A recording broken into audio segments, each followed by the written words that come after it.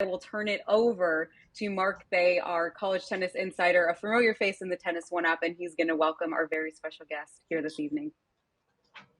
Thanks, Madison. Always happy to be here. It's been a fun couple of weeks with our On the Road to Champaign show, and now tonight to offer some commentary and a little bit of feedback and talk through an actual round of 16 match is even more compelling.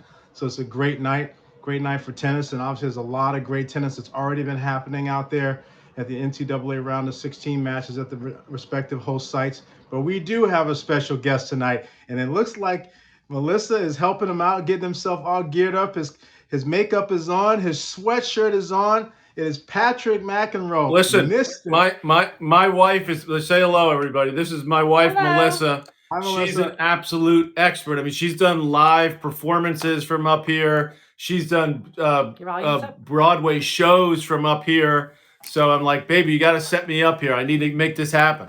Is the world watching, or are we on tech right now? Yeah, they're watching. They're watching. The world is watching. Yeah, everybody's watching. All the tennis fans are watching. Hello. Okay, I'm going to go away. You like the lighting? Is that good? Oh, my God. It look amazing. Look great. It's the cutest I've seen of Melissa in a long time. Is the frame good for what you're seeing? Yeah. Oh, yeah. Yes. Very good frame. See, I got an expert right here, right in my own house. That's outstanding. So PMAC, way back in the day, 86, 88, couple of NCAA championships there. Obviously, Paul Goldstein is a legacy coach there now. There's just a ton of Stanford alums, Mike and Bob, et cetera, that are out there. What is it like to just sort of reminisce and take a second to think back about your time at the farm and how that related to you going on and winning a title in singles and 16 titles in doubles as a pro? You know, college tennis, Mark, is just filled with so many amazing memories. It was awesome to be on the farm, you know, coming from New York. And I always wanted to go to California because I knew that, you know, especially in those years, that was big time college tennis with USC and UCLA and Pepperdine. And, you know, in those years, you know, Georgia became a juggernaut, but it's not like it is today where it's a lot more spread out, which is great for tennis, I think, and great for college tennis. So playing on a team was something I loved. You know, I remember being a freshman and, you know, starting out playing number 6 on the team. And, you know, we had Dan Goldie and Jim Grab and Derek Restagno, just, you know, all guys that ended up being very successful pros, not to mention, you know, the great players from SC and UCLA and so on. And then going down when Georgia got hot with Pernfors and Miller and Ola Momquist, of course, who I went on to work with at the USTA. So, you know, just the team aspect of it is incredible. You know, playing on the farm with the energy. We did win 2 titles, as you mentioned. We got picked off one year by Georgia, which was a year we probably could have won it as well. And then we had one down year when we lost a couple of our top guys. And then we reloaded with Jeff Tarango and David Wheaton and Martin Blackman, my good buddy, who, of course, now runs things at the USTA. So Martin and I played doubles together when I was a senior and he was a freshman. And we had some great times, you know, a lot of great times. So I'm happy to see Stanford getting back in the mix with Coach Goldstein, because it was a little bit of a rough, you know, decade or so for a while for the Cardinal in men's tennis. You know, the women continue to kick butt over the years. So it's nice to see them sort of getting back on track. But I don't know a ton about the Baylor team, Mark, other than knowing that they're loaded. Okay, they're number 3 in the country. So I think Stanford's up against it in this one. I mean, it was an unbelievable win for the Cardinal over the Crimson at Harvard. You know, Ivy League tennis has just been amazing how much stronger they've gotten over the years with Columbia, with Harvard. So that would have been, you know, obviously a massive win for Harvard. But, you know, I'm trying not to shed too many tears that my Harvard buddies didn't quite get it done against the Cardinal. Yeah, definitely. I don't even want to text Coach Rube for another couple of weeks. I'm sure he's still having some bad flashbacks. But most certainly, the Lely and company have been carrying the torch for the Big S, and now Coach Goldstein for sure is trying to do his job here. Tonight is a tough one. You have a couple dynamics in place. It's going to be 91 degrees still at 7:30. Okay. 10-mile-an-hour winds, kind of dusty out there. I've spent some time in Waco a couple of times doing some calls. It's a happening crowd. It's a really electric atmosphere there. And to go in and try to steal a doubles point when the Baylor's doubles teams are really formidable and actually very experienced. A lot of these coaches have been dillying dallying and a lot of lineup switching, but Baylor's kept their lineup the same. You know who you're going to play. They don't have a whole bunch of lineup switches last minute. They're putting their six out there and saying who's going to come and beat us. And at this point, they've won 3 straight Big 12 titles with the likes of TCU being the #1 team in the nation in that conference. So they are formidable, have not lost to anyone less than 6 in the nation, and feel like that getting up the doubles point and then having an amazing 45 minutes where Florida took it away from them last year. They want to put themselves back in position to have another sniff. Well, it sounds like the Cardinals up against it because when I was at Stanford, I hated going to Berkeley. It was cold up there. It was always windy and cold. And like you said, when you would go to Georgia, which was where the NCAAs was played all the years that I was there, we always had to adjust to the conditions because it's obviously much cooler generally in Northern California. So, don't underestimate the Cardinal, Mark. Okay, I hear where you're going with this. I get it, but you know what? I was out in Ojai about a month ago. They were nice enough to honor me out there because I actually won it back when I was at Stanford to beat my good buddy Luke Jensen in the championship match. So I went out there and I watched the men's and the women's semis and the finals. Incredible atmosphere out there. The Stanford women, took the title there. The USC men. How about a run by Washington making it to the final there, which was a heck of a run for them. Matt Anger, the old SC Trojan, he's been there, I think, like 28 years at UW. So that was an amazing performance by them. But we used to, with Coach Gould, who was of course the coach at Stanford, the legendary coach for so long. I mean, I remember this, Mark, like it was yesterday. Okay, as soon as the season was over, and that was probably the Pac-12 champion, and maybe in those years the Pac-10 in Ojai, we'd have a couple days off and we'd go to practice. We'd have about 3 weeks or so before the NCAAs in Georgia. And he had a tape of songs that he used to play that was all about Georgia. Georgia on my mind. It's a rainy night in Georgia. And literally every day at the start of practice, Mark, for those 3 weeks, the first 30, 40 minutes, we'd be warming up, we'd be doing drills. We'd hear the same freaking tape every day. It's all about Georgia, baby. It's all about the NCAAs. And for many years, that was a real pride of Stanford and Coach Gould. Like, okay, we want to win the Pac-10, the Pac-12, but we want to do well in the individual tournaments. But it was all about the tournament, and that's what I love about college tennis. Because this is it. I mean, this is Baylor on their home court tonight. Like you said, disappointment for them last year. Very close. I know they won it, a number of years ago. But you got to think they got a serious shot to go all the way here. But something tells me it's not going to be easy tonight, Mark.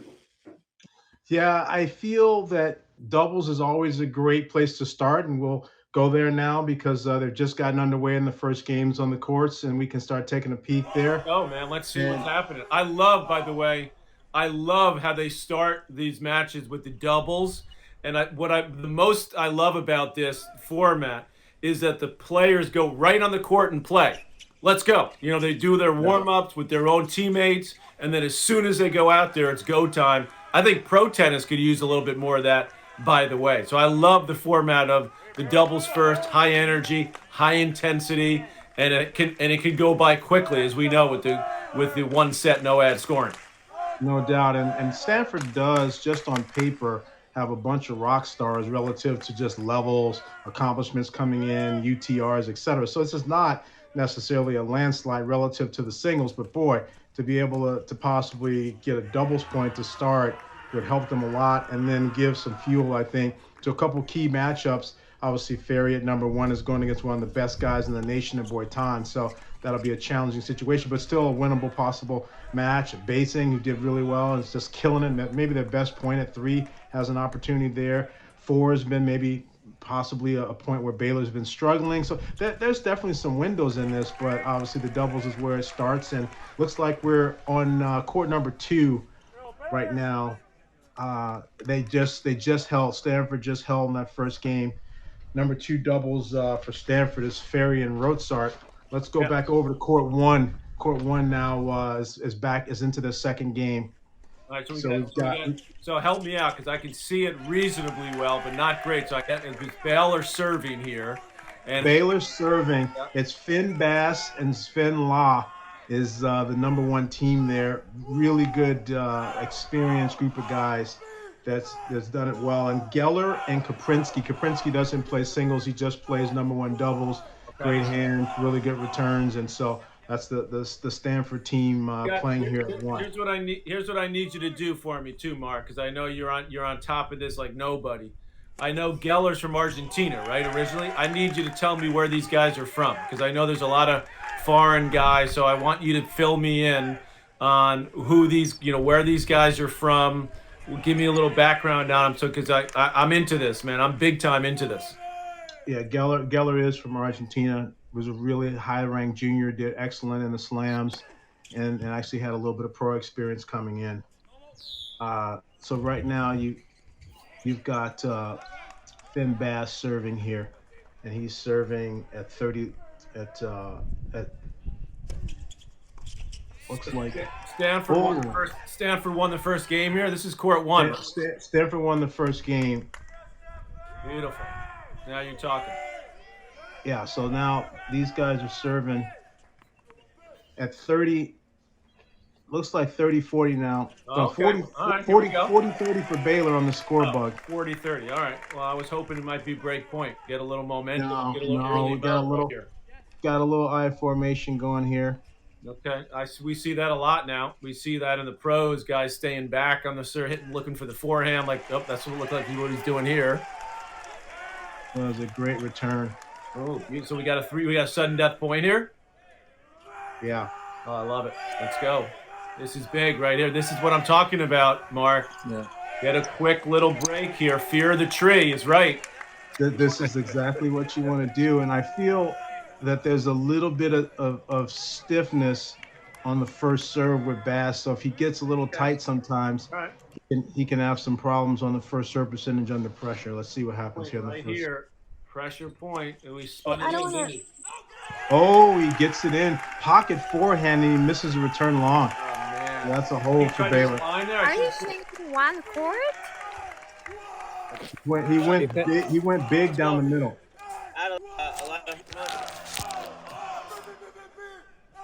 Hey, Patrick, in addition to Georgian music, as you guys were preparing for the tournament, give us a sense what Coach Gould had you guys, what's a typical day in practice as you're getting ready for the tournament?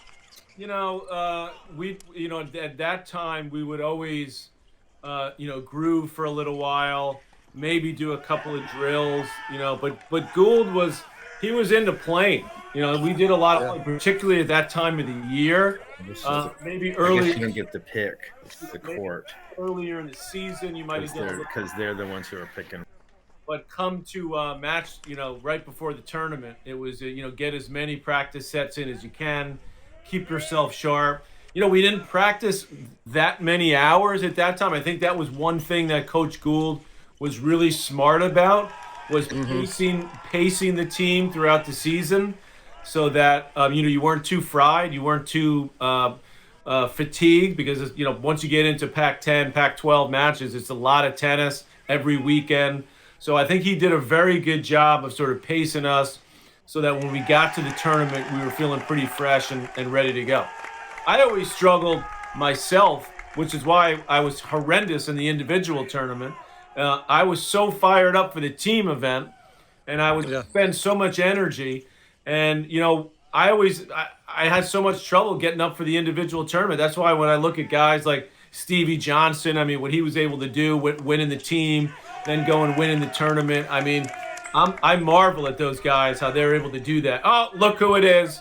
Coach East. There he is. Hello, Patrick. I love that shirt on you. We got to put one on Mark. Listen. Hello, Mark. My ACT exciting score, day today. My ACT score was good, but it wasn't that close. And Carl Neufeld recruited me to play 6 at NSC for like a 15% scholarship, and my mom didn't go for it, so I couldn't get myself to the Pac-12. Sorry. We would have taken you in a second, Mark. That was another coaching error on my part. So, Coach, I was just telling everybody here how you used to play right after our season ended, before we would get ready for the NCAA tournament, which, of course, for so many years when I was there, was in Georgia. And you played that tape, right, of all the Georgia songs while we were warming up every day for 3 weeks. That's all. I got Georgia on my mind. It's all about Georgia. Where did you come up with that? I just thought it'd be kind of fun. I still have those songs. I love them. So that's a good first serve right there by Rozart. So that's a hole by Stanford at number 1. So it's 2-1 on serve. Every place is on serve still. Jordan, let's switch back over to court number 2. What's going on 3, Mark? Is that 2-1 Stanford? What's up there?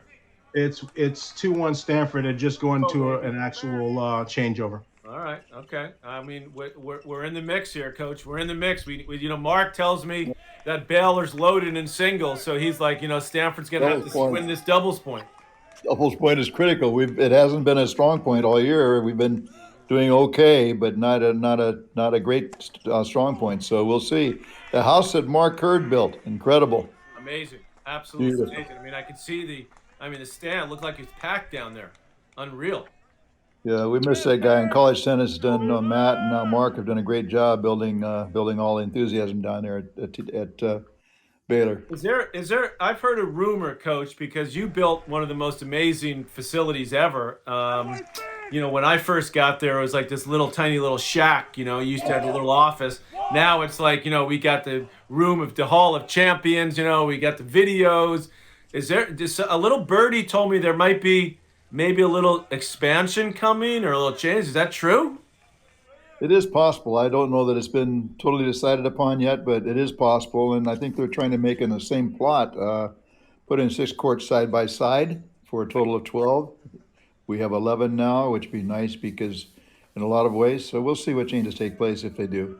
It's a ways off. But now I want to ask you one question, Coach, because this is something that's been bothering me for many, many years. Okay. You want to know why you played number 2 instead of number 1? No, well, that I know because I wasn't that great. Okay, I mean I was okay. I want to know why I always played number 2 doubles. That's what I want to know. Who played 1? 2 doubles. I mean, me and John Letts, we would kill Goldie and Grab every day in practice. But we'd always play 2. And then I played with Martin Blackman. We beat Wheaton and Tarango 6-2 every day, 6-1. And I'm saying he's never going to put us at 1. I guess because we're just a lock at 2. Is that it? I don't know. Coach, a lot of coaching errors made, believe me.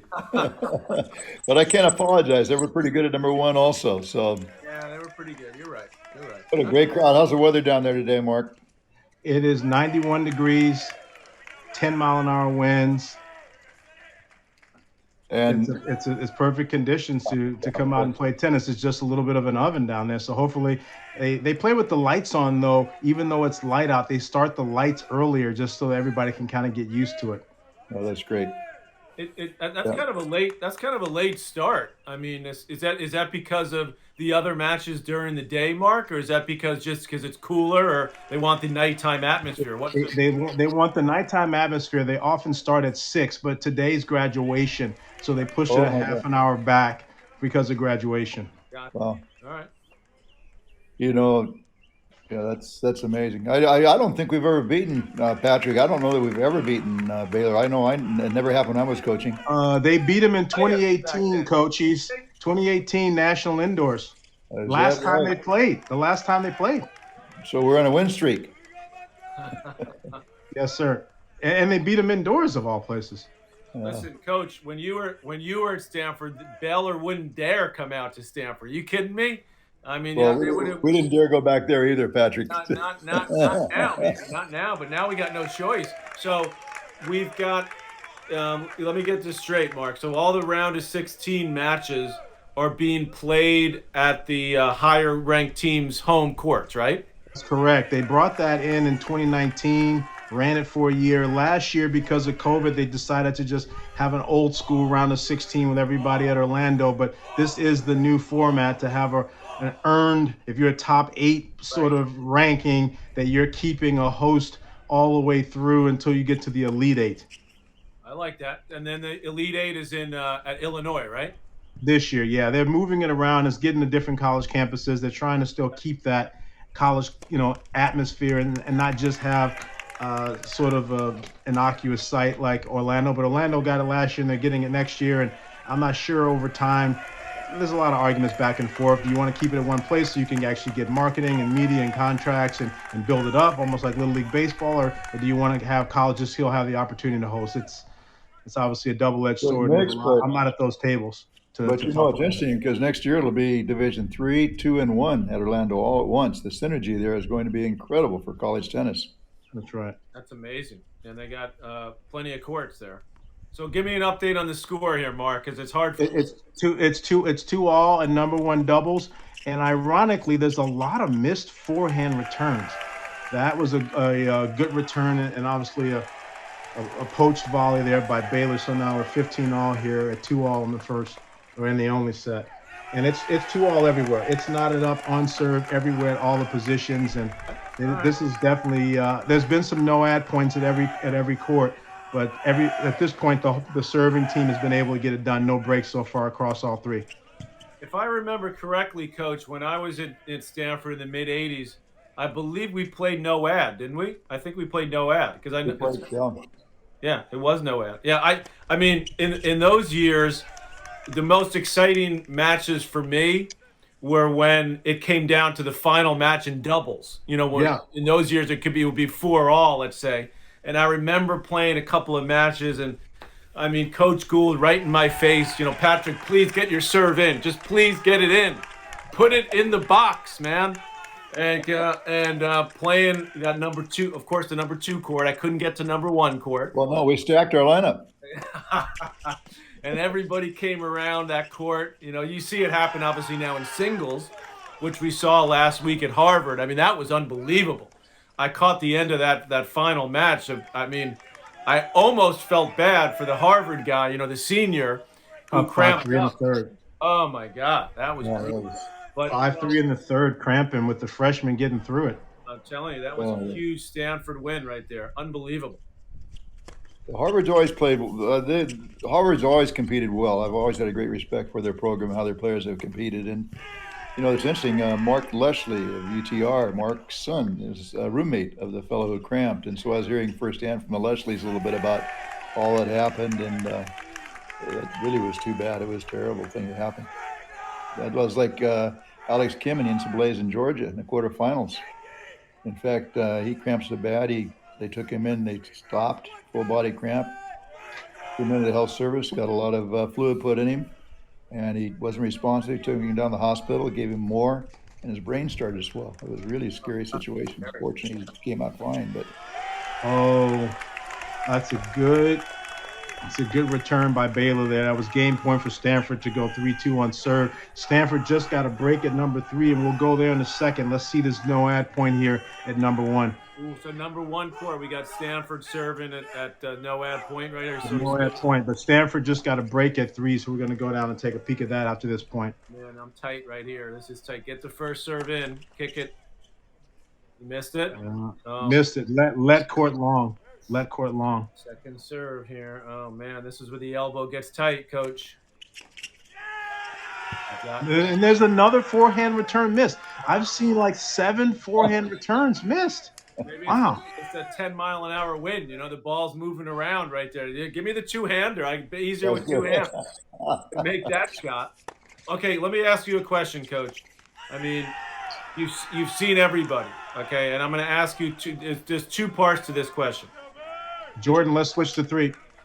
Go to 3. The greatest player you ever saw in college. That's the first question. The greatest play.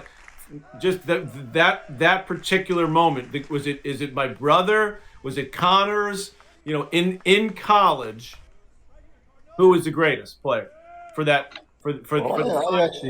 I must go with John because what he did in the match he played to win the NCAAs after 18 matches in 8 days, and the match he had against John Sadri.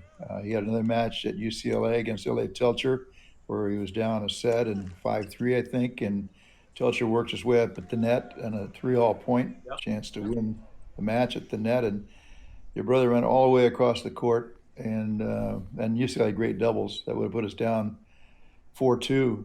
Went all the way across the court and a long point. Telcher at net in position to win the point. Your brother hit a passing shot that was unbelievable, and Elliott kind of welted, and that kept us undefeated that year. But that particular point was the greatest point I've probably seen in the pressure. I actually recently watched the documentary that Bud Collins did. Did you see that, Coach? Oh yeah, that was incredible. And they captured that moment. They showed that shot, and I was like, you're right. That was one of the most forget about like in college, in tennis, one of the most amazing shots. And I remember Elliott's face, like, because he's still up 5-4. That's right. He just after that, I'm done. I think he won one more game in the match. Yeah, the whole time. And then we came through and won 2 out of 3 doubles and beat a great team. It was amazing. And then the NCAA performance where he led the team undefeated in singles and doubles. And then again, it was like it is there, Mark. It was 90-degree humidity and 95-degree temperature and 18 matches in 8 days. And he gets to the finals as 3 out of 5 sets. Right, against John Sadri, who had a huge serve, monster serve. Huge serve, and John was Mac was cramping. He would have to lay down on the court and changeovers and get his back stretched out, and could barely get back up. And most amazing 10 days of tennis I've ever seen. All right. So the second part of the question is, who was the greatest, just pure collegiate player, like the greatest college career? I mean, I know you had, the Bryan brothers. You had obviously Mac was just there for a year. You had Alex O'Brien, I think, won the Triple Crown. Stevie Johnson, of course, what he did at UCLA, at USC. Who would you say was the best college player? Forget about what happened in the pros. Well, I have to think Alex O'Brien's performance as John Whitlinger won the Triple Crown, which was a great start. First time it had been done in the dual meet in the format with the team and the individual tournament. And then Alex O'Brien followed it up. Stevie Johnson did it. Not very many guys have done that. And you really have to give a lot of credit to the guys who can lead their team to victory and also win the individuals. Yeah, it's hard to do.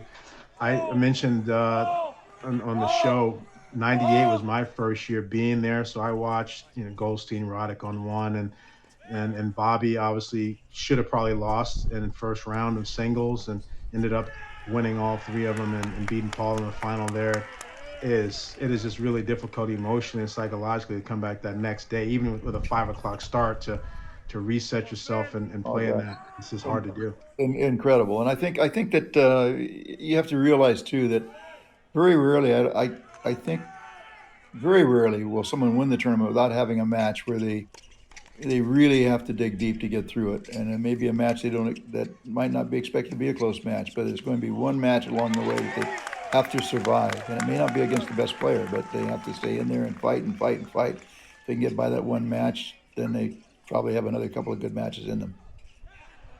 Ironically, here in this match, Stanford won the toss on all 3 courts and was serving from ahead. I think there's a lot of extra pressure when you're serving to tie. When you're at 1-2 and 2-3 and 3-4, the cumulative pressure there is mounting, and it's still on serve everywhere right now. But in number 1 doubles, even there's a no ad point as well. Well, particularly with this format, right? With the one set, with the no ad. I was saying, Coach, before you came on, one of my favorite things about this format is I love the energy that it brings to the individual teams. Like, they go off, they practice, they warm up. They're basically like in a full lather or full sweat, and then they go out to the court and it's boom, let's play. No warm-ups. I mean, nothing. And to me, that's awesome for tennis. I feel like it brings a lot of energy to the teams. Well, it does. There's no waste Jordan of time. slipped to 1, maybe. There's a lot of no wasted time now, and there's the break between singles and doubles. You don't really have time to get off the court. You stay there and see if you can find any. And have a quick reset, and you're ready to go again. And I think it speeds it up. And I must say, I've always loved the no-ad scoring. I think there's really people say it's different when you go to the pros, but I think it makes you better in the pros because there's so many clutch points. You can't play a loose point. And if you can get ahead a point or two in each game and play ahead, you have a big advantage. There's a break for Stanford at 1, double fault. Go, baby. Let's go. Come on. I think I jinxed the guy. I said that he was a little tight at the top of the motion on the first service game, and he just doubled there. Listen, so Mark, I mean, break to Stanford at 1. Nobody knows it better than you do, okay? You're on top of it. That's why you're here, and it is awesome to be here. And let me tell you, I don't know. I might even stick around. I might even come back later, because I got to go, take care of my girls here in a little bit. But I might even come back because I have a feeling, Mark, that something is brewing tonight for the Cardinal. I don't know what it is. The doubles, the energy is good. They're hanging with them. You would think Baylor with the home crowd. You mentioned that they're rock solid in doubles. And you know what? Stanford's come to play tonight, baby. Yeah, for the hard way is not easy. Obviously, for the hard way is easier when you're at home. But as a road team trying to steal it, you definitely want to try to find the 3. I want to know how Victoria's backhand's looking, by the way. She's doing pretty well. We just came from the club. We just hit a little bit, and she's doing great. My daughter is loving tennis, hoping to play in college. Stanford might be a little tough, to break the lineup there, but she's having an awesome time. And, I'll tell you, it's been a wake-up call for me, running our McEnroe Tennis Academy for the last 5 years and traveling to a lot of junior tennis tournaments, since I left the USTA, when everybody, of course, was coming at me all the time, attacking me left and right. So I've learned a lot. Let's put it that way. I've learned a lot watching and paying attention and running the academy. And you know what I realized, Coach, and you may be surprised by this, because you used to say one of your great lines used to be, we hit a great shot or, serve and volley. You go, hey, easy game, huh, fella? Easy game, right? Easy game. Now I'm realizing this game ain't so easy. That easy. The hardest thing is watching your own child play, no question about it, Patrick. So that's a wake-up call. I might have put you at number 2 doubles, but you know something? Someone asked me the other day to name what I thought was the best backhand, one of the best backhands in the team we've ever had. I said Patrick McEnroe. So it was incredible. Listen, I had to have one shot, I couldn't serve. I couldn't hit a forehand. I was slow. Other than that, I was a hell of a player. Well, you did pretty darn well, Patrick. So I don't know, Mark. I don't know how well you guys know Paul Goldstein and Brandon Koop. They've done a tremendous job there with the program. I really pull for them hard. I don't get a chance to get out to watch many matches because I'm working on a nonprofit on concussion education, developing such. But I get out when I can, and these guys have just done a great job day to day with their teams. They have a respect for the team, and they work them hard. And I'm really pleased, and we'll see. And Baylor is always well coached, so it's going to be a great match. All right, give me the update, Mark, on each court, please. Yeah, right here at number 1, after that first volley is missed, Baylor has an opportunity to try to break back. So it's 30-40 here with Spinlaw returning here, and they're running like a partial eye. Okay. And that's a good play. So he kind of moved from the middle and covered the high volley and got it done. So now we're at a deuce point here. It's a big moment. It's going to be 5-2 Stanford, or it's going to be 4-3. Who takes this for Baylor? Who's going to take it? I would think that Spinlaw would take it. He's a guy in the ad court? Okay. Yeah. He's the one that's taking it. He's won singles? 3 singles. 3 singles. Okay. Where's he from? This is 3 and 4. 3 and 4. Okay. All right. Uh-huh. All right, let's go, Stanford. Come on, baby. First serve, first volley. Just like Coach used to say. Make the serve, make the volley. Oh, there was an overrule. They called the serve out. He missed the return wide. The referee overrules. So 5-2 Stanford. Come on, baby. Oh my gosh. Yes. Oh my gosh. Come on, man. Let's go. Let's go down to 3, Jordan. I gotta say though, the one thing I don't like. I'm gonna be honest with you guys. I see a lot of bad calls. Okay, and it really pisses me off. Okay, in college tennis. So please, Mark, you see a lot more than I do. But when I turn it on and I hear stories, and then I see when something blows up somewhere, what are we gonna do about it? Or am I overreacting? It's tough. I think that when I was at National Indoors, in February, I thought it was called pretty fair, but I definitely know what you're saying. And the score that I find the worst line calls coming out at is 15-30, because you win the 15-30 point, and now you got triple game point, Right. triple break point, or it's 30 all. It's like a huge sort of just chasm in the game, and I think it gets called really tight there. But the rules are in place, and I've seen it where people have a match was lost. A guy in Tennessee was defaulted because he got his fifth overrule. So they are enforcing. Carolina, Tennessee, right? Yeah, the way it goes is that your first one is like a free hook, and then the second one you get a warning, slap on the wrist. Third one is a point. Fourth one is a game. Fifth one you go home. That's a lot. I mean, I make it like the third one you go home. Patrick, junior tennis, Patrick, how is it there now?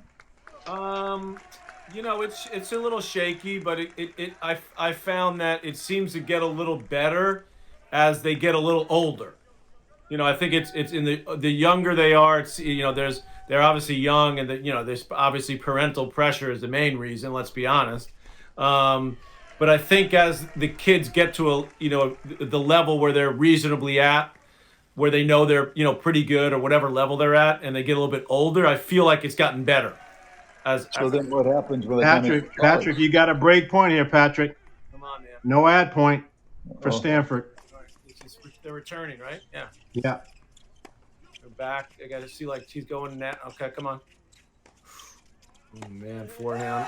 Oh, he makes it. Come on, baby. 5-3 Stanford. Behind the baseline. We're a game away. Stanford. We're a game away on two courts right now, right? 5-2 and 5-3.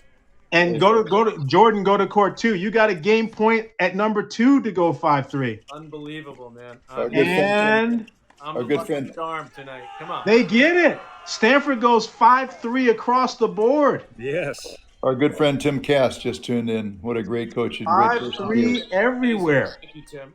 Yeah, we got Brad G. We got a bunch of Stanford. I see a lot of Cardinal color. That little Stanford hat. Yes. Let's go. Yes. Beautiful. Coach, I had the distinct opportunity to play for Wally Goodwin about the same time Patrick was at the farm. I'm sure you remember Wally. Oh, what I'm so sorry about losing him. We lost him last year, unfortunately, but he was quite a man. We're having a nice, well, I think just had a nice thing in his honor. Yeah. A week or so ago, I was out of town. Yeah. Tremendous person. Quite a guy.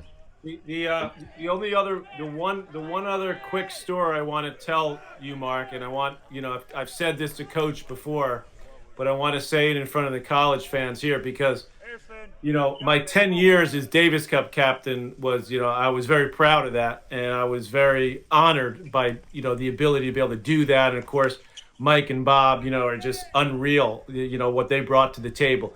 But what I learned from Coach, back when I was in college, and he said to me, I think he said it to me after I was done with college, but when I asked his advice, as I became the Davis Cup captain, and Coach said to me, he said, Patrick, he said, I treat everybody fairly, but not necessarily the same, because, we know what an individual sport tennis is, and that's something I always remembered when I was working with, Andy Roddick, the Bryans, James Blake, Marty Fish, because every one of them is different, right? And if Andy Roddick, for example, came to me and said, hey, Coach, I'm just going to practice for 45 minutes today, I'd be like, yeah, Andy, do whatever you want, no problem.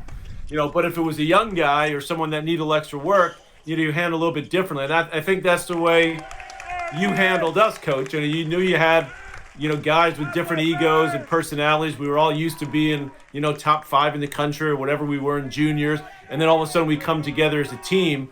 And I just want to say to you, thank you for all you've done for tennis, number one, for Stanford, and for helping guys like me move on in their lives post their tennis career.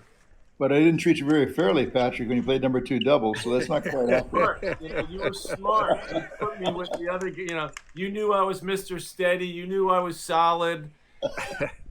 Well, and that was a great move. There was a guy number 1 doubles. Jimmy Grab is number 1 in the world 3 different times, 3 different years. So that's not too bad at some point during the year.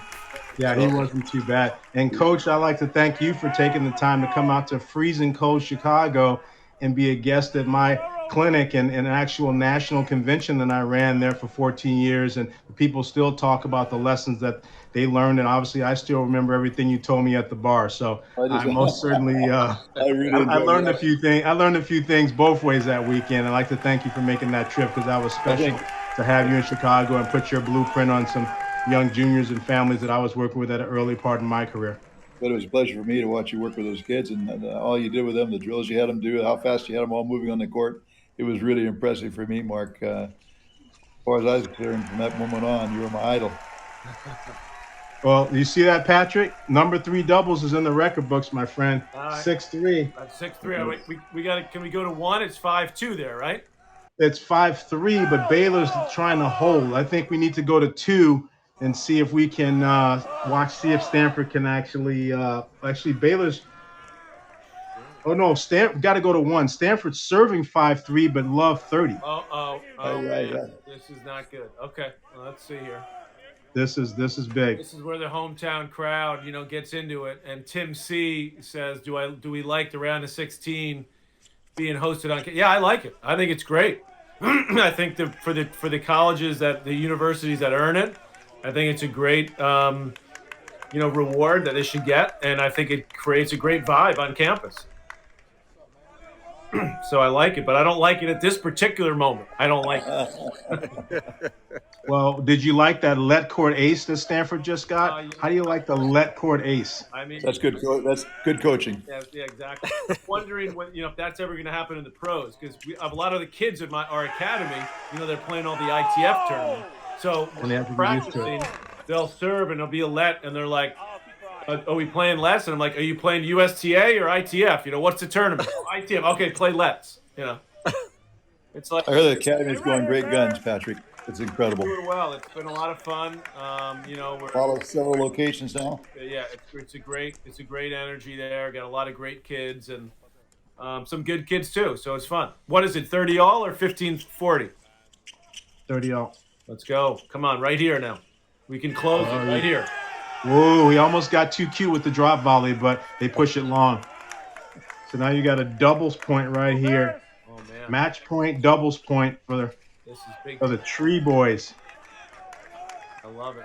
You see, where's some Baylor people on this? So I guess they're all at the match. That's right. Looks like a damn good crowd there. Oh yeah. I think Peter Renner just jumped in.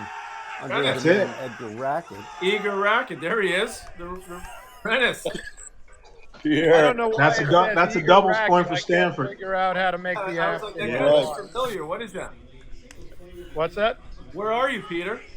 I'm in Connecticut right now. I was in LA yesterday, and Stanford just got that doubles point, so I'm pretty pleased about that. Go, baby. Go. I've been listening to you, Coach, and Mark. Just keep this thing together. Listen, Mark is a pro, man. He I just listened to him when it comes to college tennis, man. He tells me everything I need to know. And listen, guys, unbelievable to be on. Thank you all for having me. Coach, you're the man. You're the best Rennist, as we call him in the McEnroe household. We got some Rennis stories. And if Stanford is, I may be back later, so I'm just giving you fair warning right now. I'm going to be following the scores. I may be back, okay? Well, let's get a good start in singles, and Patrick, and how great to be here with Mark, and good luck to you. Coach Cheese, thanks for coming on. It's great to have you. Thanks so much, Coach.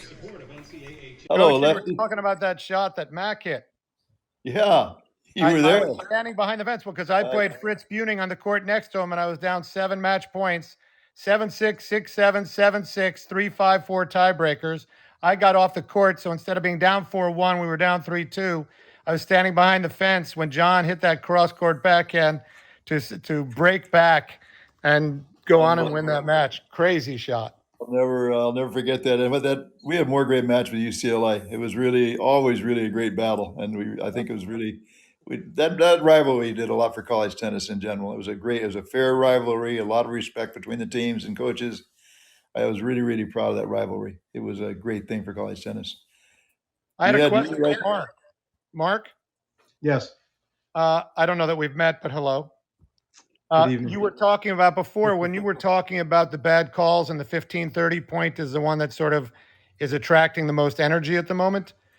Is it still the far sideline that is the place where that happens? I think it happens everywhere. The serves are big, so sometimes you take the serve away. The far sideline, I think, is more of a test.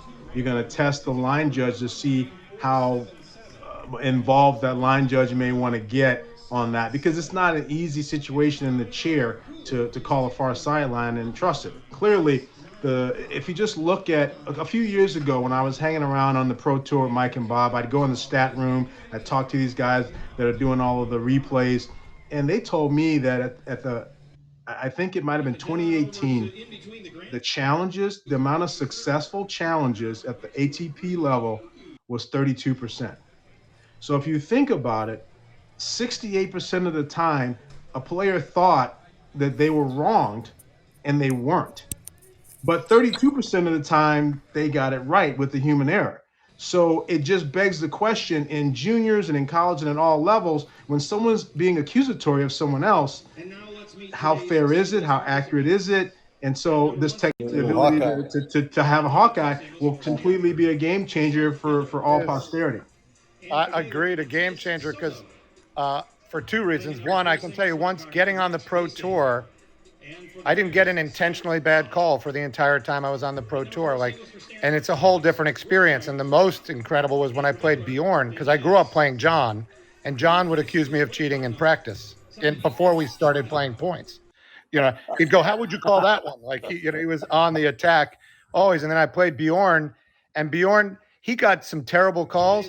He didn't even look at he just turned and walked to play the next point. And it was a whole different experience to play a tennis match where the pressure about line calls didn't exist. I mean, the umpires would make mistakes, but I've never seen an umpire make a mistake on purpose. I mean, maybe in Davis Cup. Yeah, but the point is that I think that as a small portion of people who have a mental reset button, or even just an assumptive understanding that some of this is going to happen, and then their response to it is going to be everything. And most of the time nowadays, it's always going to be, I've earned this, so how can that be taken away from me? And that's the mentality in people's minds, and that's why they get so upset. This is totally unforgivable, to knowingly make a bad call. I can't even conceive of that, and just to see it happen is just well, it's sickening. It's actually, Coach, our whole society nowadays is built on do what you can to get away with it. Yeah, that's a good point. Well, Patrick made the good point. Patrick said that he wanted 3 strikes and you're out, not 5 strikes and you're out, because if you really think about it in aggregate, if you got 6 singles matches going on, every guy gets two cheats. So you got 12 bad calls that you actually legally can have if you're talking about how the way the rules actually work. Yeah. Not that I'm supporting cheating or anything, but that's just the math. No, that's the math. And I don't know if you know, there's a book by Jim Lair called The Only Way to Win, where the basic premise of the entire book is he repurposes the game of tennis is to build character. And then he says tennis is so great for it because what other sport do you have where you can play 2 or 3 matches in a day? You've got to call all your own lines. You're alone out there. You're not allowed to be coached in any way. Like, there's so much pressure. But for me, the opportunity is in the juniors and in the college for us to begin addressing that maybe tennis is about building character. And I know that's a hard one because, Coach, at the end of the day, the coaches tell me if they don't get a W, they might be out of a job. No, you can't. That's no excuse, Peter. And I loved your last one of your last productions. You really touched on that well. You're doing a great job with your education tools, Peter. I'm really proud of you. And you touched on this a little bit in general and in a positive way. I thought it was really a great message. The way you said it was incredible. Yeah, Mark, Oh, sorry. go ahead. I Sorry, just Matt. wanted to jump in really, really quickly and say thank you so much to Cody, who's actually live at Baylor right now, providing us with this beautiful view. So thank you so much, Cody. And I just wanted to jump in and say thank you again for elevating our coverage. All right.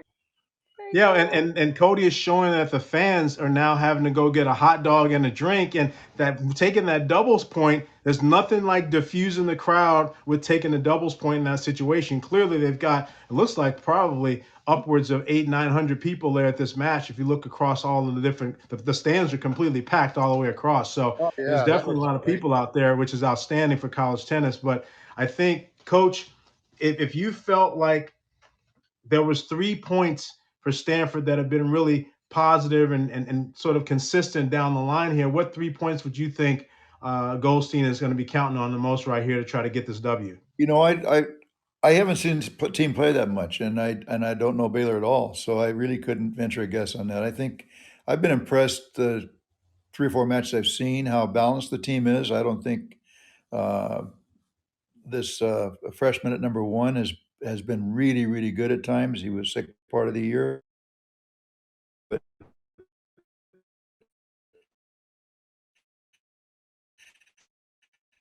has looked really good. He can play. He's got a great feel. And then they have another freshman, or a freshman playing number 2 from England also, but he's a gamer. And down the line, they do a really good job of what they have, but I just don't know whether they're physically strong enough. And I think getting off to a good start with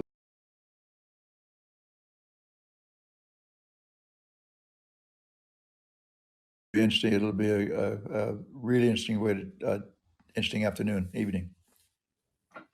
Absolutely. I think there's some interesting matchups going down the line. At number 1, Ferry Boitan is a popcorn match. Both of these guys hit big and have a lot of weapons. Boitan he's won about 17 matches in a row. He's really a tough out at 1, but Ferry for sure has the game and the star power to stand up to him.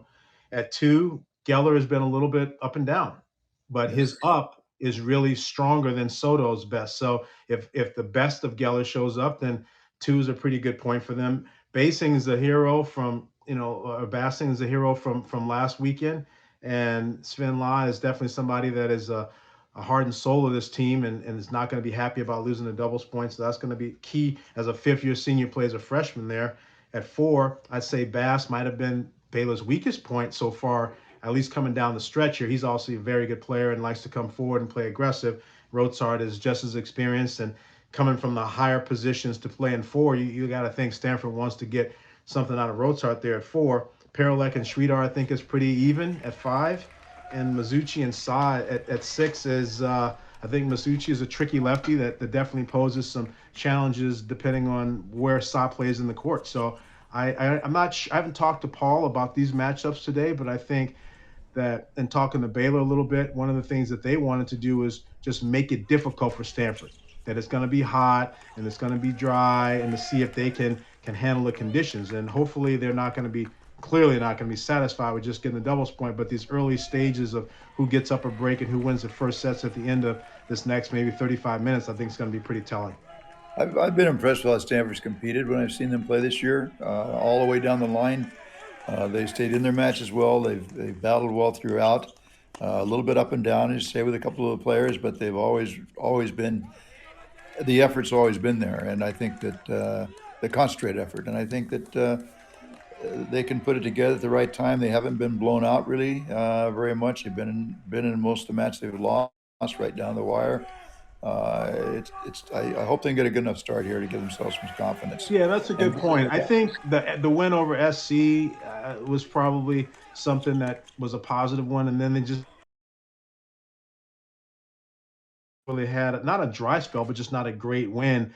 And I think that the Harvard boost is now got these guys pumped up, and I think we'll see.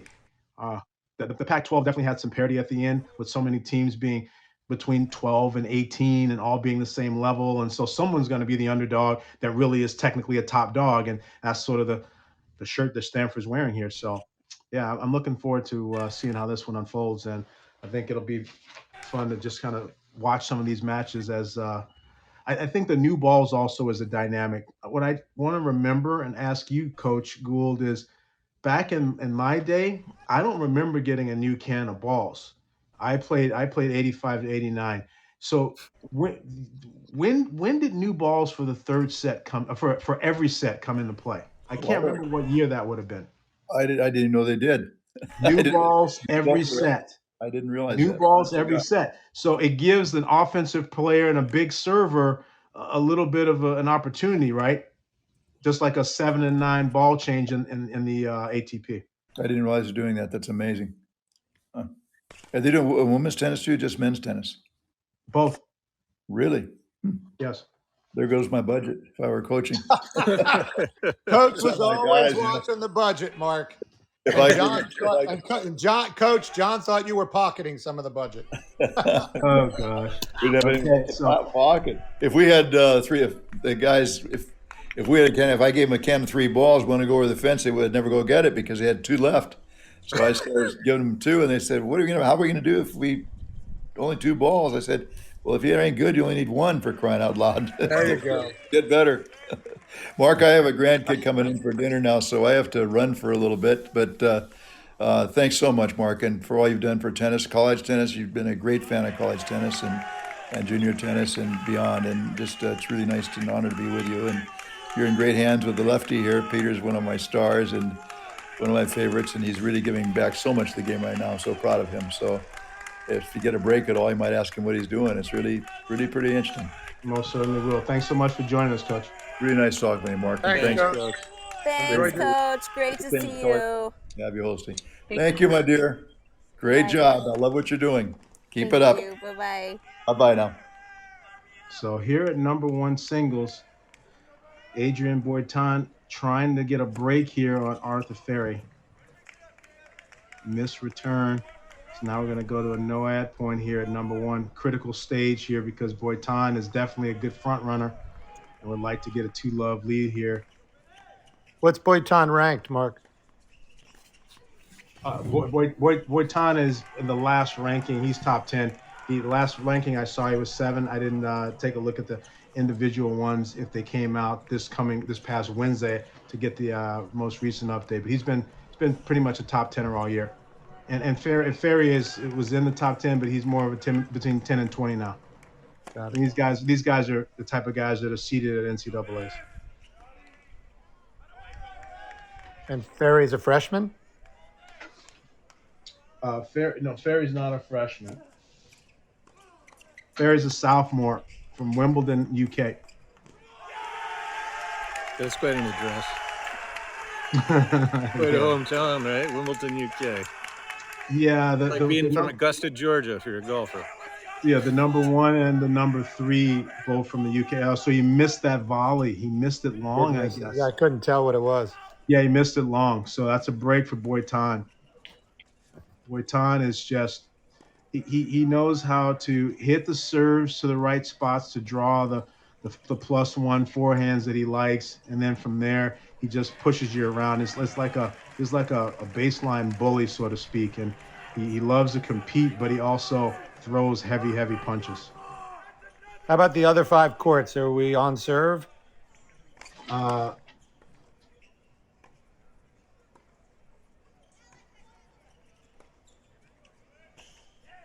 So far, yes, on serve everywhere, but early.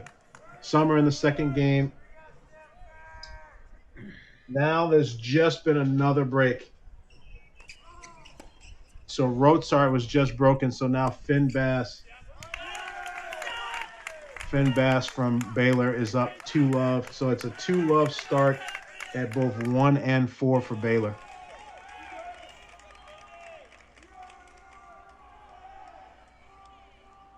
And there's some experience. There's some big time 5th year senior type guys out here. Obviously with the COVID year, there's a lot of players that are in their 5th year competing and having the responsibility of leading the other guys on their team and showing them what it takes. Yeah, Bass likes to come forward. So you see how he's already serve volleying and he applies pressure. And I think that sometimes his game can be up and down in some of the other environments on the road. But I think here in this hotter, quicker conditions, the way he likes to play, and him getting off to a good start could really help Baylor, because I think all in all, just pure record, he's been one of the more vulnerable points. How many courts did Baylor serve first on? I see that they served first clearly on one and on this court. Let's see. They served first on one. Geller just got a break at 2. They didn't serve first at 3. They served first at 4, served first at 5, and served first at 6. Yeah. And what do they do what do they do? Did they spin the racket for who serves first still? Yeah, they do. They do. It's a little different when you're just coming from competition going into playing, so you don't have this whole dynamic of warming up on a side. You have to have already figured it out. But these teams all hit for between 50 minutes and an hour and 15 minutes for a match warm-up before the match even starts. And then some of these matches can go almost 4 hours. So it's a lot of tennis and a lot of fitness these guys have to maintain this level.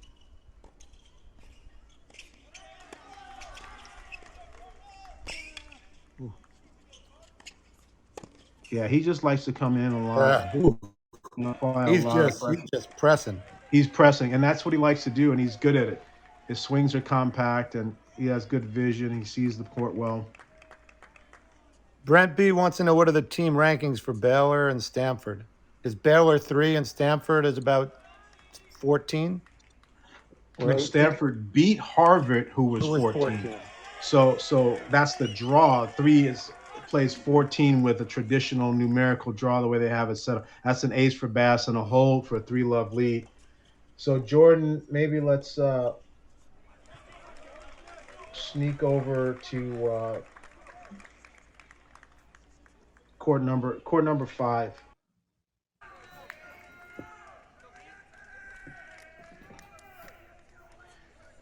Is this 5? Yeah, Paralek and Sridhar are 5, and that's a break for Baylor here as well. So they're really. It doesn't look like it. It looks like it on the scoreboard, but it looks like Stanford serving. Oh yeah, so maybe the scoreboard. I think the scoreboard might be wrong there. Yeah, the scoreboard. This score bug is off. The actual live scoring is correct. Got it. It is 1-2 on serve.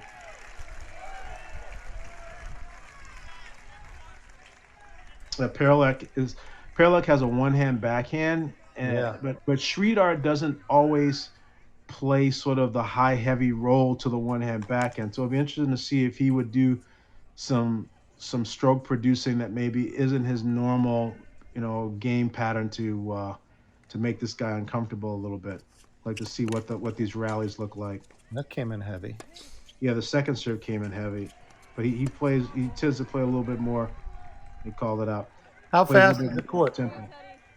There it's medium. It's medium there because they've got some big hitters and some guys that like to come forward. So you can go to some places where they've got a bunch of sand and they slow it down a bunch. This isn't necessarily the place. I've done a couple of commentating gigs here, and it's a very fair surface, but I would say it's more medium than it is slow. And the ball, because of the heat, the ball's bouncing higher? Kicking up and getting through the court when you hit it hard. And what ball? Do you know what ball they're using? Last year they were using the Wilson U.S. Opens. I think that may be the official ball for the championship. I didn't see this year in the beginning if there's a change, but they tend to play the extra duty ball throughout the collegiate series and try to keep the men playing the same type of ball that they would be playing at the U.S. Open, because obviously whoever wins the college stuff gets to play at the U.S. Open as well. Okay. That makes sense. But see here, you would think that he should maybe just hit a kicker and then take the first forehanding and push him back wide to his left. He's going forehand. Serving to the forehand. Yeah, he's going forehand, and now Paralek's getting ahead on the point. He's getting pumped up and getting an opportunity to move the ball around a little bit.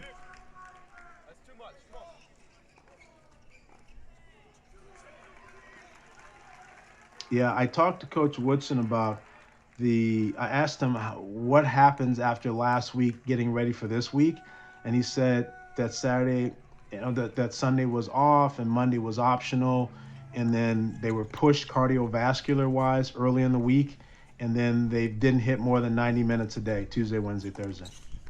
Kept it light, tapered it down. Just pushed their cardiovascular and kept them sharp.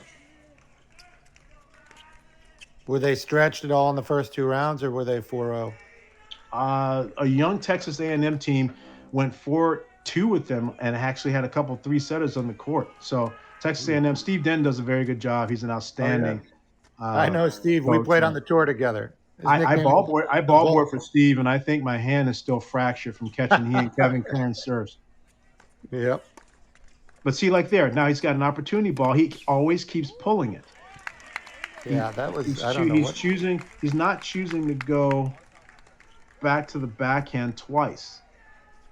I'm not sure if I can't sense the wind very well on this. I'm usually pretty good about figuring out who's with the wind and who's against. 8 and 6. No, excuse me. 3 is the only one they're up a break. Who's court 5? 2, 5, and 6 are all on serve. 2, 5, 6 are on serve. They're down on 1, and are they down on 3? Down big on 1 and 4. Down big on 1 and 4. Okay. Yeah, Boyton and Bass. And they're up on 3? 3-1, points for 4-1 for Bassing right now. Let's go to court 3 and see if we can see that game point.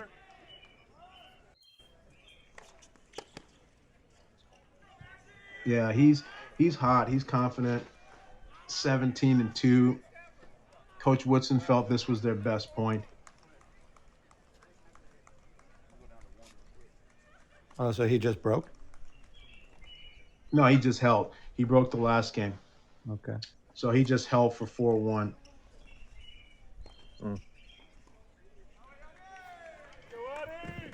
Let's go back to 2. Soto and Geller.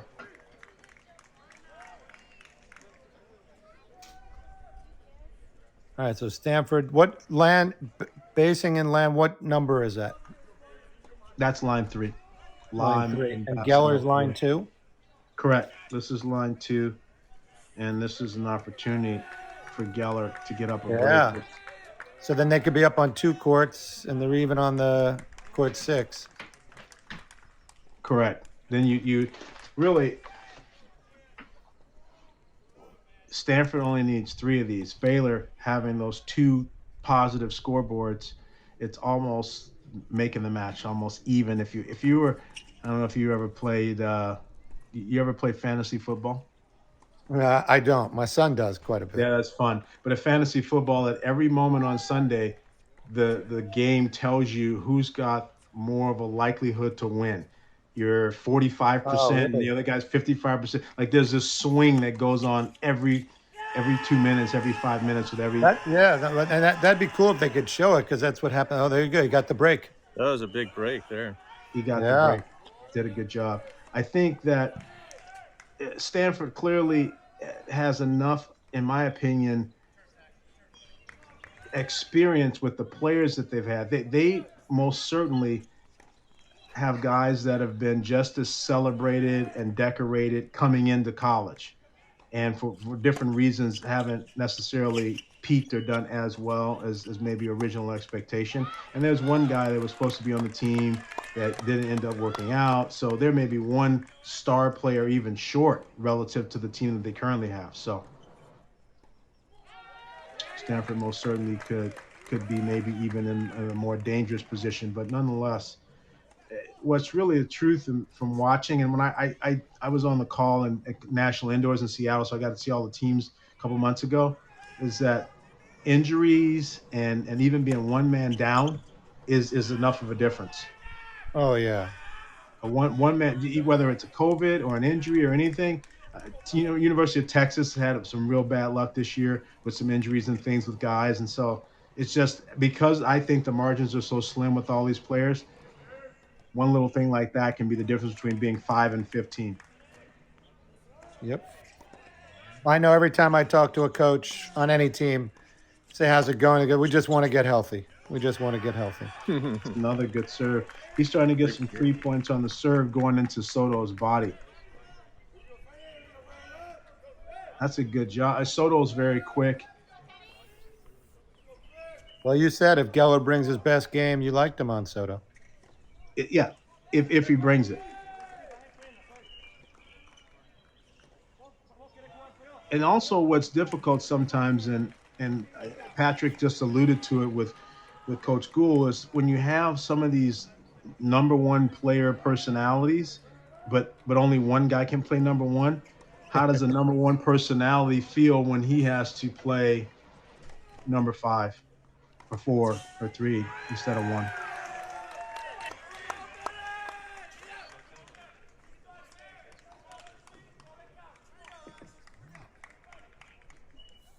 Any idea what's going on right now? Some type of discrepancy, and I'm not quite sure what it is. Mark, just a quick update to you. Cody, our on-site correspondent, is going to be visiting us soon. He's got the best camera shots, and I'm so excited when he gets up. Great. Well, until they figure this out, zip back over to court number 4 and see if Finn Bass can close out the first set. Bass up 5-2 on Rotsar. Bass in the near side of the screen.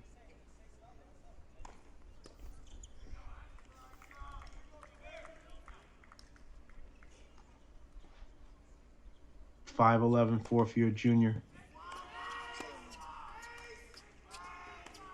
Oh, that was tough. I'm not sure if that was in or wide.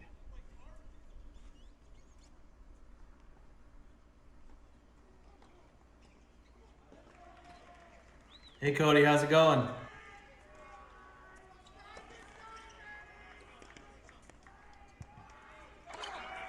Hey guys, how's it going tonight? Great view. Wow. Yeah, it's been a lot of fun here. I'm a huge tennis fanatic, so to see people support college tennis like this is really special. So I always love when NCAA's come around for college, because then it gets hosted on campus sites and you see some pretty good tennis along with some great crowds. What are you looking at here? How hot is it, Cody? I think when we started, it was in the high 80s. Humidity was about, I don't know, just a casual 60, 70%. So very, very hot and sticky.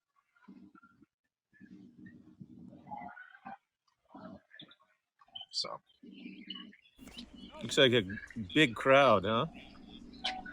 Yeah, we were at the start of doubles. People were filling in, and I think I heard the numbers between 800-900. I think by the end of it, we'll be able to get a better saying of around 1,000. But I can get those numbers before the end of the match. But the entire front courts 1, 3, and 5, the stands were pretty much full, and there was only standing room up top for doubles play. So that was really cool. And then Baylor has a unique situation where the sides for courts 5 and 6 have grass seating. We call it the berm. So people have filled in as well to watch from a courtside view as well. Very cool. And how are the fans so far? Yeah, there's the set point. So that's the first set for Finn Bass. That's a big first set for the Baylor Bears.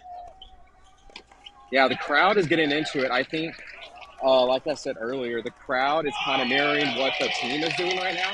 And so I felt like doubles, everyone was kind of on their heels. And I think now that the Bears are having some success here in singles play, the crowd's loosening up, having some fun with it. We've seen some really big points so far to get the crowd involved. So that's always great to see fans coming in and enjoying, for most of them, probably their first tennis match. That's great. Jordan, let's go back to 6, please.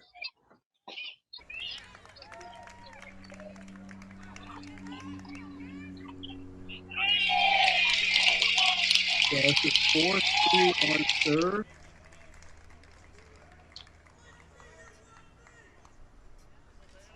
But Mizuchi is up 30 love this game. Total points won, 19 all. That's outstandingly close.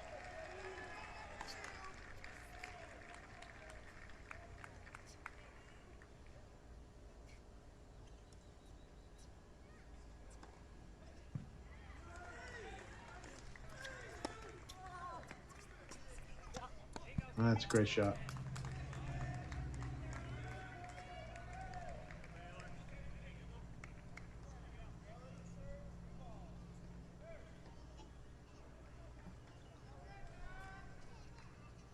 (15:30). Timmy Sauce serving on the far side of the screen for Stanford, number 6 singles. Again, if you're just tuning in, Stanford wins the doubles point and is up 1-love.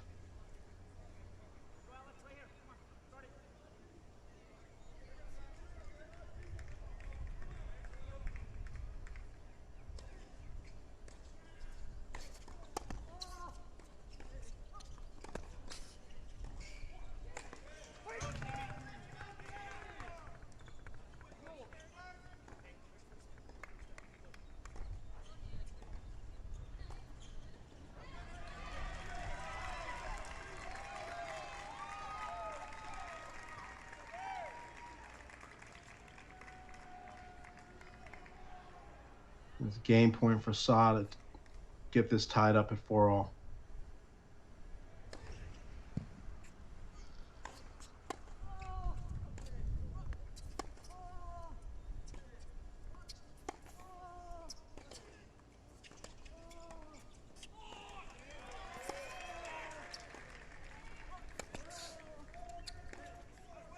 Oh, it's well played.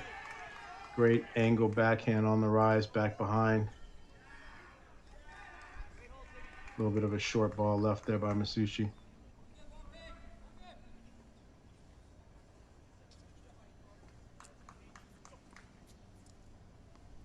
Good look at Coach Woodson there. Always ever positive. Mark, there's a question that had come in. What location would the winner of this match advance to? Everyone advances to Champaign-Urbana. So everyone's playing at the different sites this round, and then all the quarterfinal matches are at Champaign, the Elite Eight. So this is a round of 16 match where Baylor, the number 3 seed, is hoping to make it to the quarterfinals where they would play the winner of Tennessee and Florida State.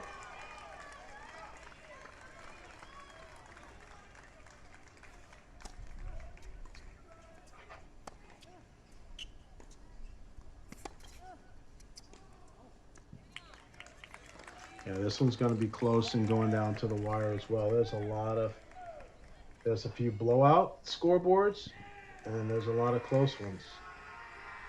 And really, the way this is unfolding, Adrian Boitan is already up 6-1. Can we go over to court number 2? Max Geller is trying to close out the first set now. Court 2, opportunity for Geller. Stanford on the far side of your screen, serving 40-15. And there it is. He pumps up the fist. He gets the service winner on the serve, and now Stanford has 2 sets on the board at numbers 2 and 3. Stanford, again, only needing 3 of these matches to pull off a pretty substantial upset that no one picked on paper, oddsmakers-wise, earlier this week. So these last sets at courts 5 and 6 are rather critical because Baylor's going to want to win both of them. If they split them, then Stanford obviously is only 3 sets away.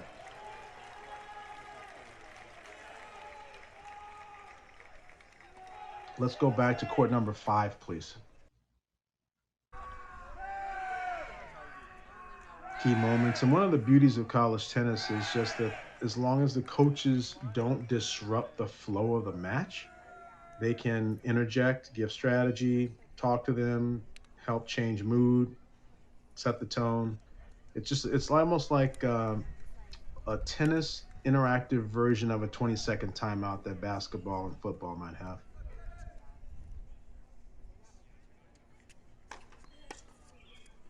Is there a serve clock in tennis? There isn't, is there? In college tennis? There is not. The referee is keeping track, being mindful of how much time they take, and can give warnings based on it. So if you see someone coming up with cramps or any kind of physical condition problem, there would be a clock put on them. But by and large, yeah, you don't see the clock on the court type of thing. But the rules of tennis relative to time in between still pertain.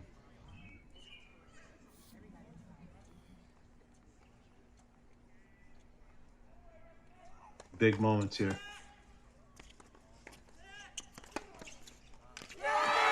Oh my goodness, that's a big time pass. He comes in and challenges him on the one-hand backhand, and Teddy Paralek delivers with the backhand pass, falling backwards on his back foot to get the break and go up 5-3. That is a big, big moment for Baylor Bear fans. He now gets to serve for the first set at number 5. 4. I can remember when Benedict Dorsch and Benny Becker won the titles, and one of them won NCAAs as well. I think maybe Benny Becker won NCAAs and singles as well. I have to check that.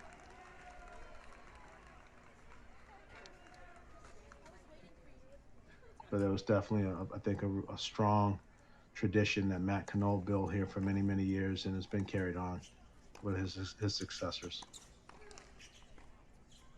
Now, Coach Woodson in his 6th year at Baylor, but just his 2nd year as head coach.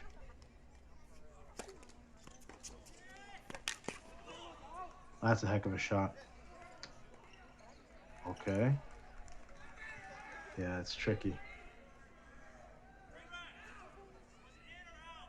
I have to just look at the scoreboard to determine what really happened there.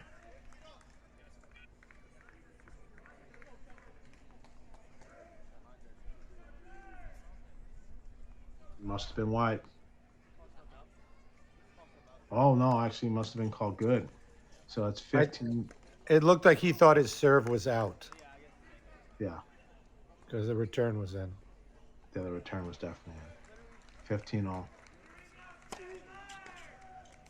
Very smooth, clean, athletic serve Paralek has. Fluid. Gets really good vertical height and he's landing in the court on his left foot. Could most certainly, if he wanted, serve volley after it, if he wanted to. How tall is he? He's 6'1".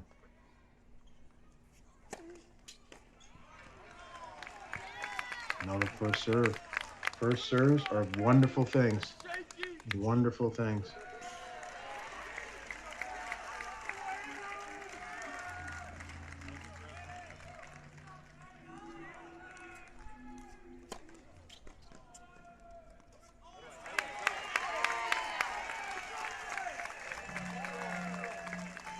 That was a quick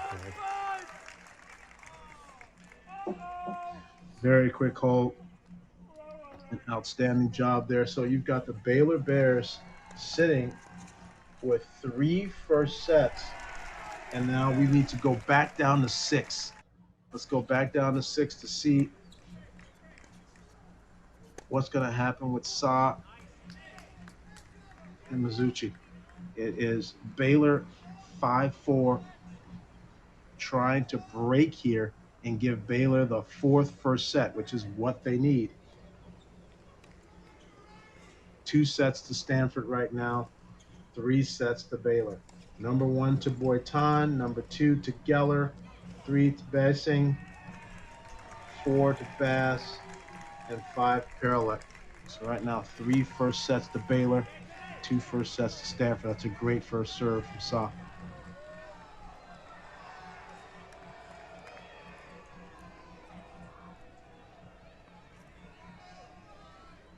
What just happened with the booing? I wonder. Is Cody there?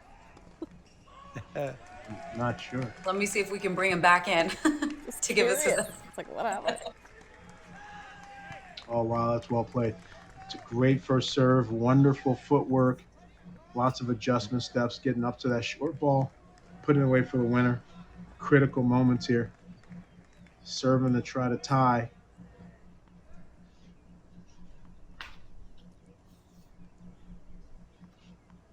Always the steps towards win in a college match. Doubles point first, then winning first sets, and then starting to kind of get your second point, third and fourth. First ball forehand error there. Not a bad choice to try to hit cross court back behind him there. Just miscued on the shot.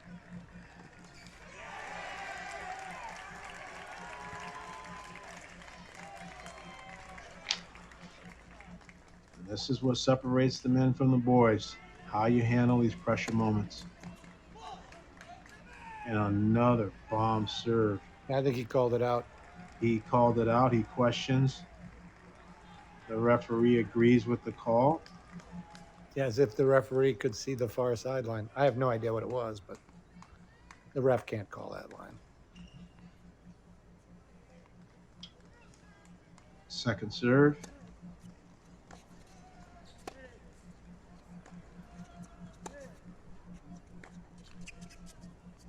Uh-oh. What court? That's a great forehand. Create a lot of width. Get Masucci to misfire. He overran the backhand, too close to it. Most certainly should have not gone down the line on that. And that gets Mr. Saab back to 5-all. So this is a critical now. Yep. Pivotal first set down here at number 6 singles. It's funny how often it does come down to 6. Coach Brandon Coop speaking to his charge. Suchi to serve, 5-all, first point. What year is Sa and Suchi, Mark? Suchi is in the second year. Sa is a senior from San Diego. And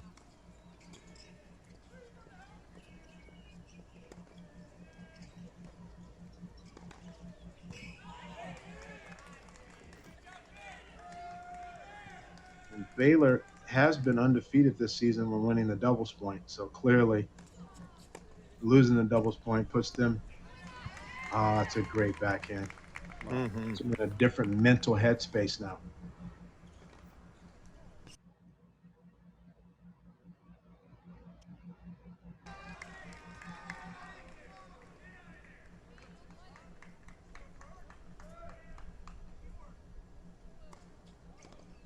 Love Masucci.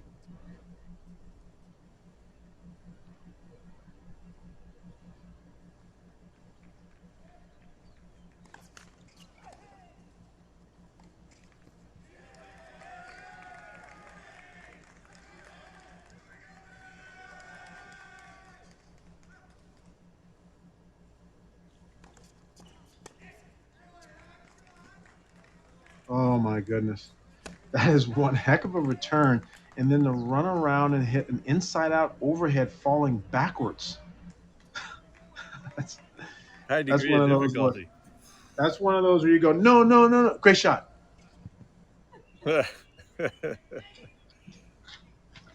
Cody, how's the atmosphere there on the grounds? Looks pretty tense, huh? It's getting there, especially with these first sets kind of wrapping up. Super duper fun though. It's getting a little sticky right now. So you can see everyone's trying to shifting a little bit in their chairs. Heard there was some question about Sven Loss court on court 3.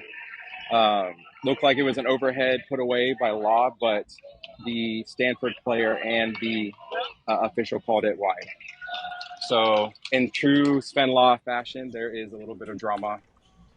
And he put it away in the deuce point after that. But that was the main discussion, and that got the crowd pretty hyped up after that last point. Wow, understandable. Hey, thanks for that rundown. We appreciate it. We were wondering. Yeah, if you ever want to see a emotion-filled match, you just always look at Sven Loss court, because he's pretty much known for that. He'll leave you on the edge of your seat. A little bit of a score update here. Number 1 singles, Boitan 6-1, and Ferry 2-1 in the second. Number 2 singles, Geller 6-3, 1-all. Number 3 singles, Bassing 6-1 1-all, number 4 singles. Finn Bass 6-2 2-1, number 5 singles. Teddy Paralex 6-3 and 1-0 for Sridhar. And we're still down at number 6 with Masucci and Sa, and this is a critical first set. We're going to stay here and watch the end of this because it's a huge difference between Stanford having its third first set versus Baylor having 4 first sets and being positioned to make a steal comeback victory at home with winning 4. Before the hard way is always more difficult, and it's always a little bit of tension as you see how all of the first sets come to an end, and that last one, the very 6th one to finish, always has a fair amount of drama on it.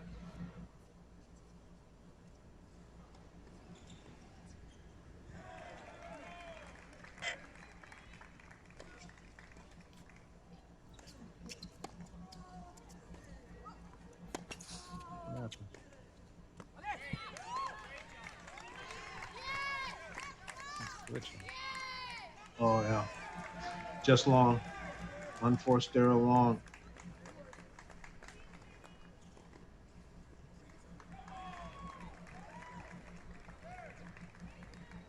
Players going to the towel, taking extra time.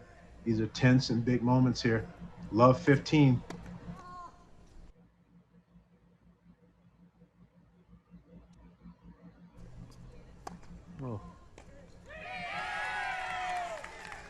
Oh, he's getting pumped up.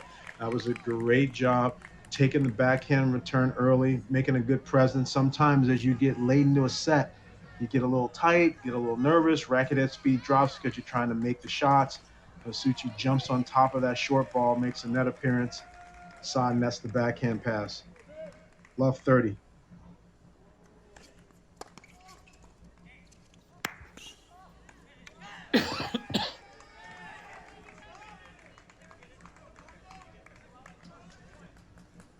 Looks like a quick net appearance and a forehand volley put away by Sa.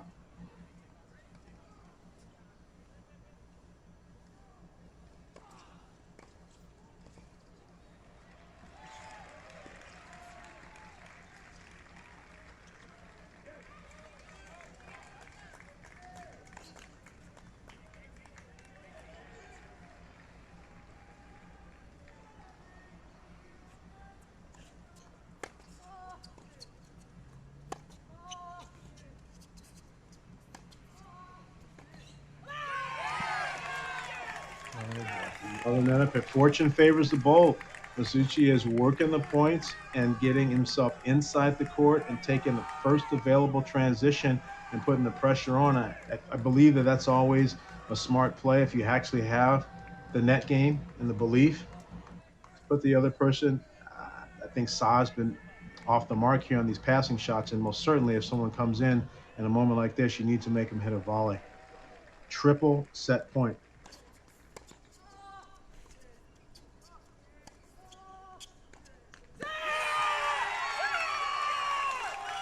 And there it is. And the crowd gets pumped up, and now Baylor has a route to be able to come back and steal this one from behind. So again, recapping where we are across all the different courts. At number 1 singles, Adrian Boitan, 6-1 2-all. At number 2, Axel Geller, 6-3, but 2-1 for Soto. At number 3, Bassing, 6-1 1-all. 4, Finn Bass, 6-2 3-2. That match is moving the fastest, but that's Bass's game style. Number 5, Paralex, 6-3 0-1. And as you saw there, 7-5 to Masucci there. In other action today, already that is finished, North Carolina women over Florida 4-0. The Pepperdine women over Miami 4-0 as well. Texas loses the doubles and gets 4 wins to win 4-1 over Auburn. And in the men's, Virginia 4-love over South Carolina in a match that many thought was going to be a bit of a barn burner, and it was a heck of a job by Virginia getting the job done. And Oklahoma women take the doubles point on Stanford tonight in matches that are on the court. Florida now just taking the doubles point versus UNC. And the Duke women just beat Georgia 4-1 with the last 3 matches all in third sets. with Drummy clinching at line 2. So that's the action that's happened here across the different sites going on in the NCAA round of 16 tonight. There's a bunch more action going on, obviously, on Saturday as well. So tonight is having 8 matches, and tomorrow having 8, 3 and 5, and 5 and 3 respectively in the men and women's divisions. So at this point right now, if you're the Baylor Bear fans, you're not out of the woods, but you can breathe a little bit easier.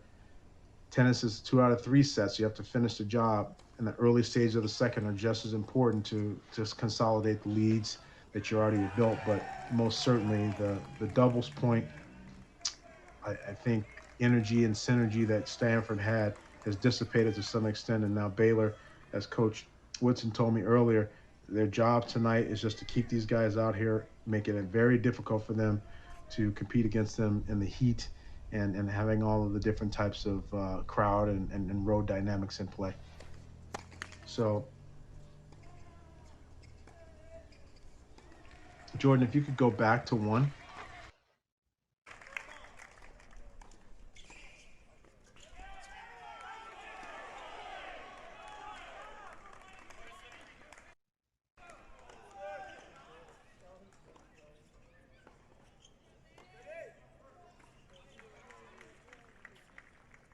Six, 1, 2 all, 30 all here.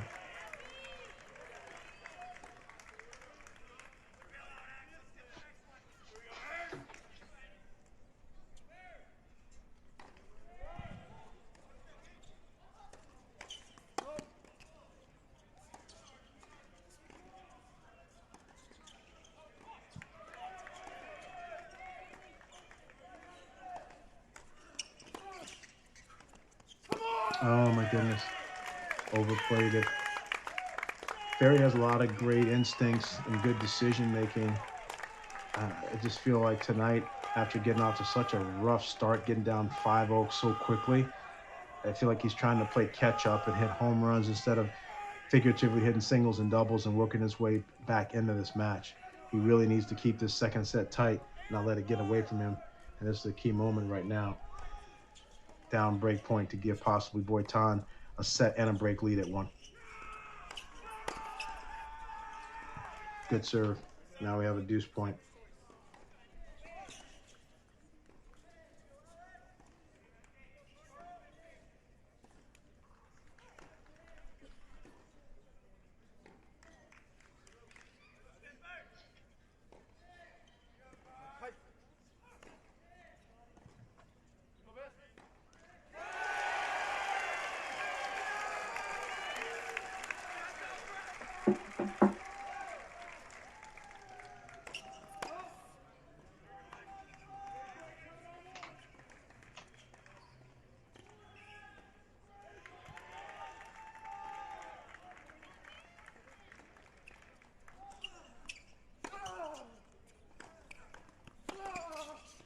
Oh. Oh, wow. He was in good position, but that was an amazing passing shot from Boitan back in the suburbs of the court, and just an amazing sprint forward to just rip the next passing shot at him. The volley goes wide from Ferry. Boitan 6-1, 3-2, commanding position now at number 1 singles, up a set and a break. Jordan, let's slide over to number 2, please.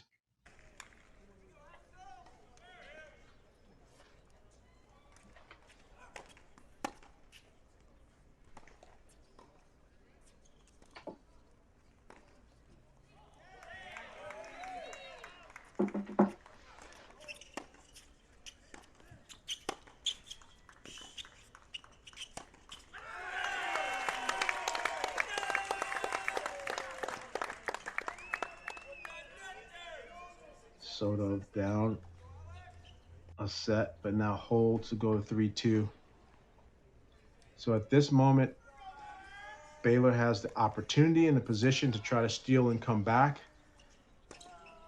We're going to now be sending you guys all out to choose and look at any of the individual streams you want. You've been watching continuing coverage on the Tennis One app of the NCAA round of 16. And I think for sure, as you can see just from the early part of this match, watching with Coach Patrick McEnroe and Dick Gould, that the doubles point has its own sort of flavor in a college match.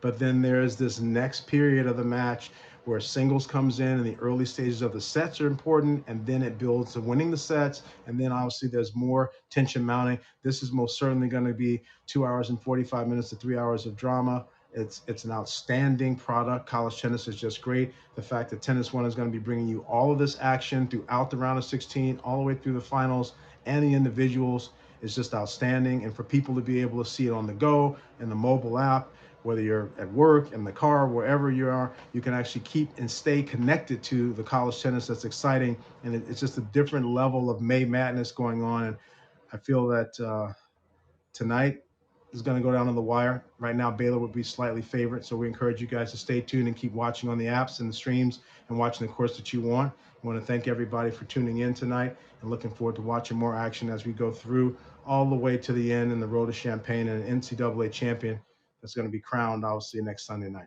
Thanks so much Thank for you, tuning Mark. in. Thank you, Man, Mark. Mark. Great job. It was so Everybody fun. enjoy the tennis. Have some dessert. Thanks, Mark. Bye-bye. Take care.